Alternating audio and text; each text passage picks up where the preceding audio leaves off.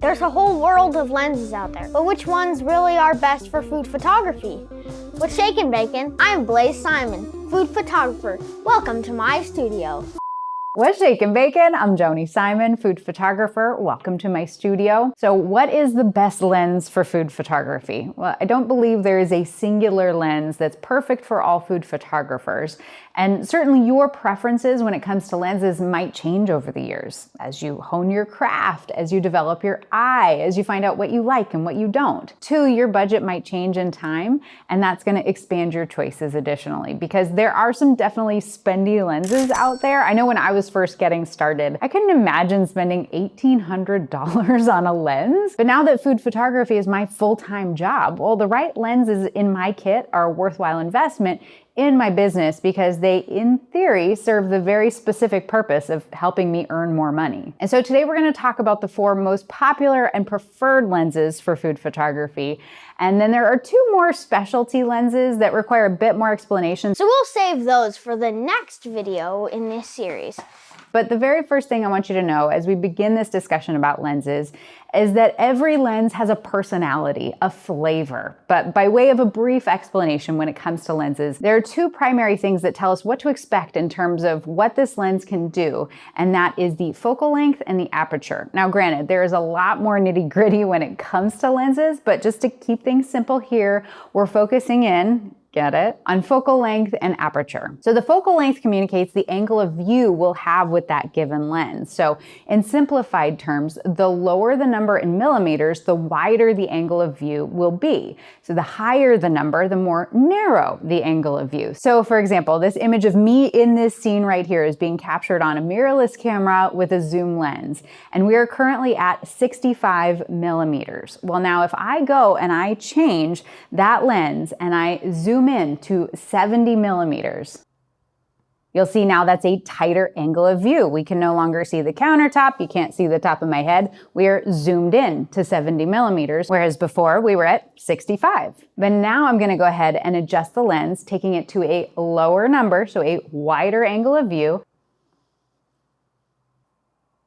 at 35 millimeters, which you can see, we can see a lot more of the scene. It is a wider angle of view. That smaller number gives us a wider view. We can now see well above my head, much more of the kitchen. You can see all the stuff and all the equipment I have here on the countertop, ready to demo in this video. You're also just slightly catching the edge of my teleprompter. Don't mind that. Ah, that's much better. Now, some lenses are prime, which are also called fixed focal length lenses, which means they're only ever gonna be that single focal length. Like for example, this 50 millimeter lens that I have on this camera right here, it doesn't zoom in or out, it's only ever gonna be 50 millimeters. Whereas on this camera, I have an 18 to 55 millimeter, which can be zoomed in, zoomed out. Right now it's at 18 millimeters, and then I zoom in and it's at 55 millimeters. But now how do you know what focal length you're using on a zoom lens? Well, all you have to do is pay attention to the little notch that's here on the top. And as you move that zoom ring around, you'll notice there are numbers. And so here we are at 55 millimeters. When the numbers line up with that notch,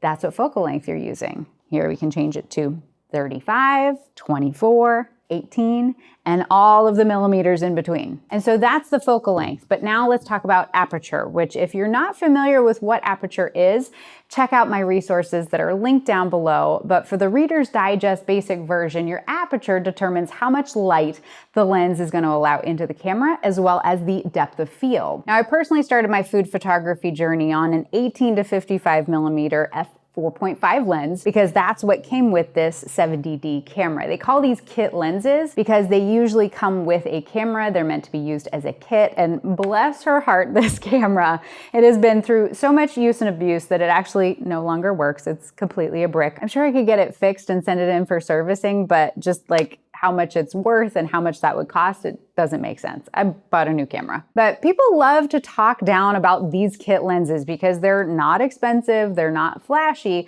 but I actually think they're a great lens for getting started because they give you a lot of versatility without a massively hefty price tag. Because when you're getting started out, you should not be spending loads of money on gear. I completely ascribe to Kevin Kelly's quote. I just love this one.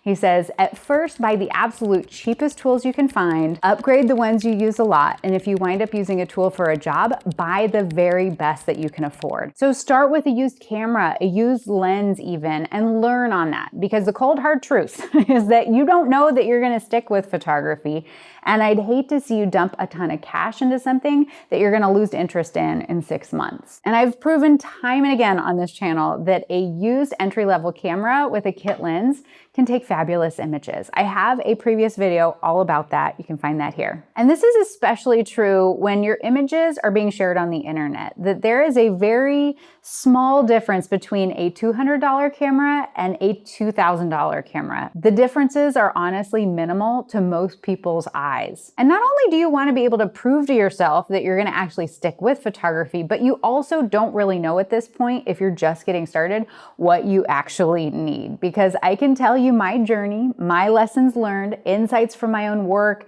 and the work of thousands of the photographers that I've taught over the years. But every single person's creative eye is unique, and the things that are going to be important to you as you gain experience might be different from what's important to me. So while I have no personal desire to buy a 35mm lens, that might actually be the perfect lens to carry out your creative vision. But my best advice in purchasing any equipment, and I apologize if I'm a broken record, I have said this time and again, I wanna shout it from the rooftops, is that if you are buying something, a piece of gear, in the hopes that it's gonna take better photos for you, it's not.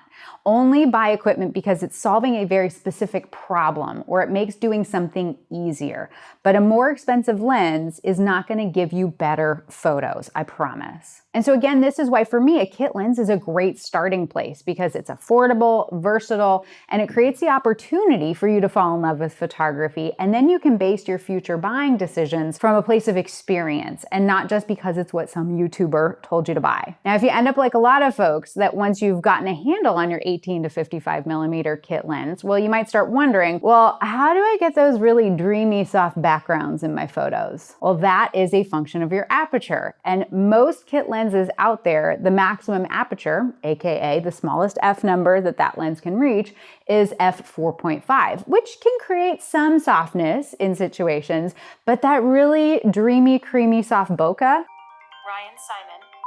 but that really soft, dreamy bokeh, that is much more easily achieved with a lens with a maximum aperture of f1.8, f2.8, but there's a lot of lenses out there, understandably, that can do that. And so which one's the best? Well, a lot of photographers, both in the world of food and otherwise, will tell you that you cannot go wrong with the 50mm f1.8, the Nifty 50 as it's called, or the Plastic Fantastic. It's affordable, AKA less than $200, brand new, it's lightweight, and it can go to f1.8 for tons of dreamy bokeh goodness. And then at 50mm too, that closely approximates the field of view that the human eye sees. So that is leading to a more natural and familiar perspective, making it well suited for capturing scenes in a way that feels normal or natural to viewers. And a 50mm lens can be used for portraits, street photography, landscapes, even close-up shots. It has a place in nearly every photographic genre. So we've talked the 18 to 55mm kit lens, we've talked about the Nifty 50.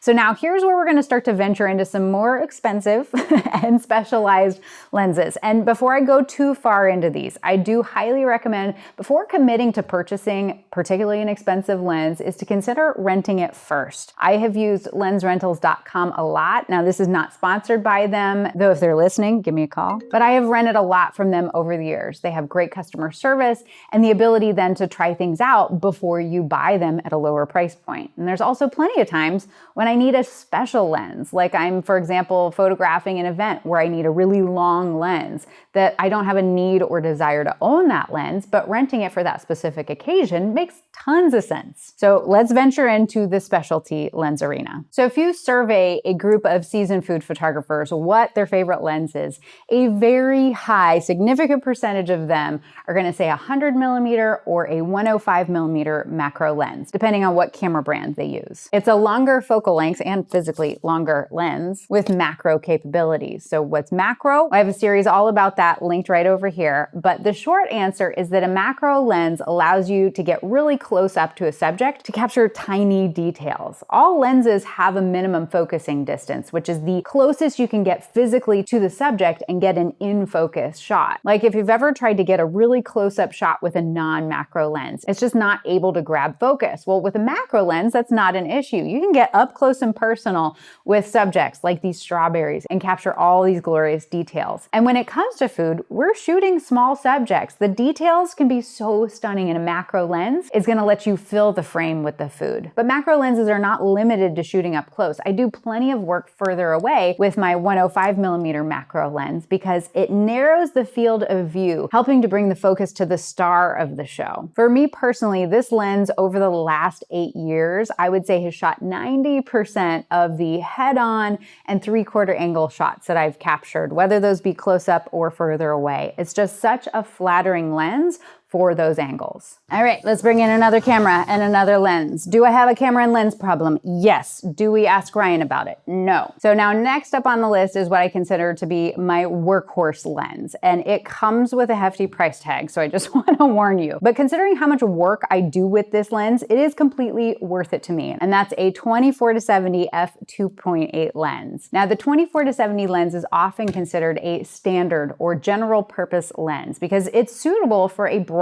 spectrum of different photography genres, including portraits, landscapes, street photography, events, even some wildlife, sports photography. Now for me, pretty much any overhead shot that I have captured in the past 8 years has been with a 24-70mm lens because I have my camera mounted overhead and then I can simply zoom in or zoom out to my desired focal length. At 24mm, I can easily capture a whole table without having to hoist the camera up super high. And at 70mm zoomed in, I can get tighter shots of a single dish. And it's also great for portraits. I'm actually using it right now to film this video. But part of the price tag of these lenses is that they are also built to withstand professional use. They often have better construction, they're weather sealed, much more durable materials. You know, we talk about that plastic fantastic. Well, these puppies, they're made of something much stronger. And a lot of 24-70mm lenses, just like the Nikkor Z 24-70 f2.8, so many words, so many numbers.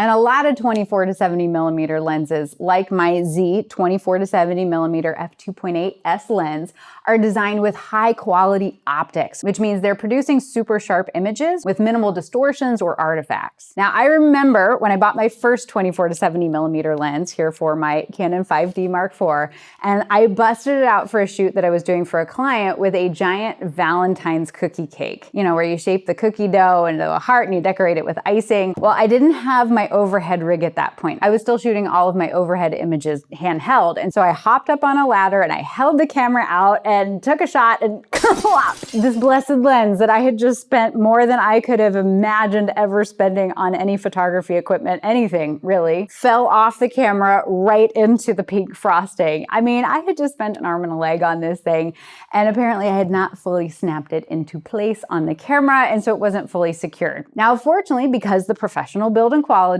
and because it fell onto a fairly soft surface meant that the lens was fine. Albeit she was covered in frosting, but I cleaned her up and she served me well for years to come. And let's just do a little photographer math, right? Like if I estimate that I take 400 photos a month, which honestly is conservative for me, but let's just go with that. So let's just say 4,800 photos per year. And so at a price tag of $2,096, a brand new 24-70mm Nikon lens, divide that by 4,800 photos. That's only 43 cents a photo. That's such a deal. But in all seriousness, if you are going to use this equipment and it is going to serve the purposes that you need and it's going to help earn you more money or fulfill these creative visions that you have, then that's money well spent. But again, please don't go out and spend that kind of money before you know that this is actually going to be a lens that you love. Because there's people that don't love this lens, and that's okay too. If you're one of them, let me know in the comments below. But like I mentioned at the beginning of the video, there are 2 more lenses that come up that are favorites of some food photographers, but they require a bit more explanation, more background. They're much more specialty lenses. I would say they're not widely used. So we're going to save those for the next video so we can keep going further down the lens rabbit hole. But I'd love to know, because we have covered some heavy hitters here in this video. Is there a lens that's your favorite that I did not share in this list so far? Share it down in the comment section. Or is there a lens that is on your wish list? I would love to hear about it. So thanks as always for stopping by the studio. I hope you have a fantastic day. You stay out of trouble. Don't spend all your money on camera equipment. Do as I say, not as I do. And I'll see you soon, okay? Bye. Bye. Like and subscribe.